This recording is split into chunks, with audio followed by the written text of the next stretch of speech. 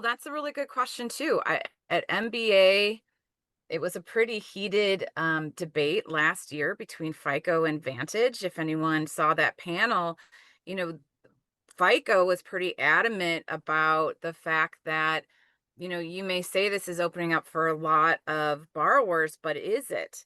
You're kind of making a borrower feel like they are having an opportunity, but they will most likely not qualify.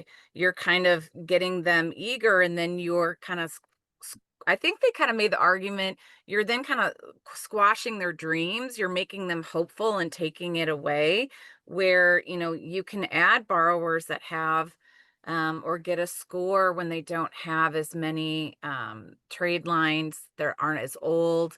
They may or may not have rent. How many have rent included that are actually reporting it to the bureaus? How big is that rental company?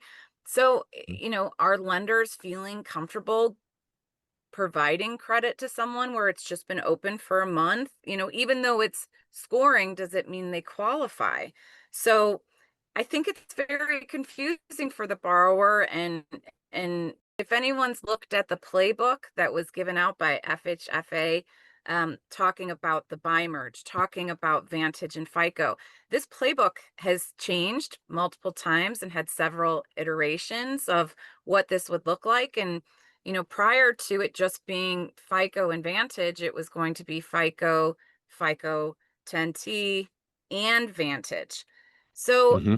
because the big question is, how do they compare? How do we look at the borrower with a FICO score versus a Vantage score? And what does this mean? So, with all of these things and all of these announcements, okay, I agree it's been in a kind of standstill point, but there are so many questions left to be answered that I don't think anyone can move forward feeling confident about.